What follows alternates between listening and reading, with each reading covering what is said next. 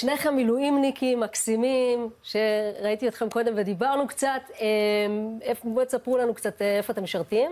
אז אני דביר, זה יואב, כמו שאמרנו, שירתנו ביחד ביחידה מיוחדת, השתחררנו לפני כמה שנים. היום אנחנו מילואימניקים בחטיבה 551. אנחנו עושים מילואים, עשינו מעל 250 ימי מילואים עד עכשיו. סבב המי יודע כמה.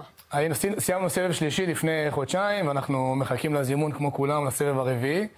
בקוצר רוח, מה שיצטרכו אנחנו נבוא ונעשה כמובן.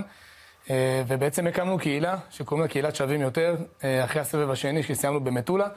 ובעצם מטרת הקהילה היא לייצר איזושהי פלטפורמה ומועדון צרכנות לאנשי כוחות הביטחון והמילואים, להנגיש להם הטבות, הזדמנויות, מועדון הטבות עם כל מיני הנחות בבתי עסק, ובעצם המטרה להנגיש את הדברים לכל מי שחזר מהקרב. גרוסמן, איך הגיע לכם הרעיון הזה?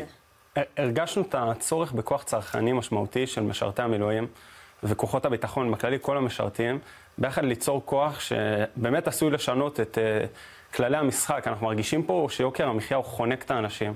יש פה בעיה משמעותית של דיור, בעיה שאנשים לא מצליחים לעמוד ביעדים שלהם, ודירה ודברים בסיסיים הם הפכו להיות חלום שהוא לא בר השגה. אבל טפירו, המדינה לא אמורה לדאוג לכם המילואימניקים? למה אתם צריכים לדאוג לעצמכם? אז יש כל מיני תוכניות שהמדינה עושה, כמו דיור למשתכן, ושיפרו את אחוזי הסיכוי של המילואימניק לזכות, ודיברו על קרקעות בהנחה. בפועל, הדברים האלה לא באמת עוזרים. אנשים שהולכים עכשיו ל-250-300 ימי מילואים בשנה, בזמן שהמדדים עולים, מדד תשומות הבנייה, מדד מחירים לצרכן, מחירי הדיור, הכל טס למעלה בהמון אחוזים. בזמן שאנשים נלחמים עכשיו בעזה, הם פשוט מפספסים את ההזדמנות להיכנס לדיור, להיכנס לעולם הנדל"ן, להיכנס לעולם ההשקעות, והמחירים פשוט בורחים לנו כמילואימניקים. אז איך מוצאים אתכם? בואו נדבר בתכלס. מי שרוצה למצוא את ההטבות שלכם, שאתם הקמתם והשגתם לעצמכם, איך מוצאים אתכם? אז הפלטפורמה המרכזית שאנחנו עובדים איתה היום היא קבוצת וואטסאפ. יש אותנו בכל הרשתות החברתיות, פייסבוק, אינסטגרם, טיק טוק. מוזמנים לחפש אותנו, שווים יותר. אנחנו נמצאים שם, יש שם קישור לקהילת הוואטסאפ, יש שם כבר מעל 15,000 אנשים שעוקבים איתנו והולכים איתנו דרך ארוכה יד ביד מעל 10 חודשים מאז שהוקמה הקהילה.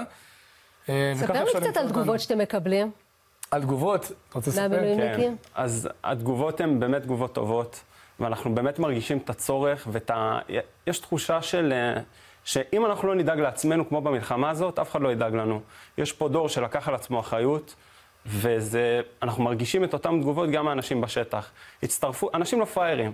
מצטרפים אלינו מאות אנשים כל יום, אנחנו רואים את הקצב הצטרפות ומבינים שכוח צרכני עשוי לשנות תמונת המצב. טפירו, תספר לי קצת על החוויה האישית שלך עם הדבר הזה, עם התגובות שאתם מקבלים.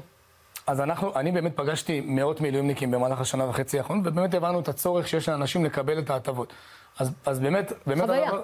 החוויה המרכזית זה באמת שאנחנו... אדם אחד שפגשת. אדם אחד שפגשתי. יש לנו חבר מהצוות שאשתו הייתה בחודש תשיעי, והוא נכנס איתנו לעזה בסבבים, ובאמת הוא השאיר בבית את אשתו כשהיא צריכה לדאוג למשק בית, והוא באמת היה סיפור מאוד גדול, האם הוא מגיע, אם הוא לא מגיע, הוא גם עבד בעבודה ברשות שוק ההון, ובאמת הוא התלבט מאוד אם לבוא, והסיפור הזה של המילואים, ותוך כדי להקים משפחה ולשמור על משק בית בריא, הוא באמת מורכב, ובשביל זה קמנו את הקהילה, כדי לתת לאנשים האלה את האופציה להצליח לבוא למילואים, ולהצליח גם לשמור על הבית שלהם בו זמנית, כי זה באמת מורכב, ויש המון קשיים שמילואימניק חווה כשהוא נכנס עכשיו ללחימה בעזה, וזה באמת לא פשוט. אנחנו איתכם, חפשו שווים יותר. חפשו שווים יותר. תודה לכם.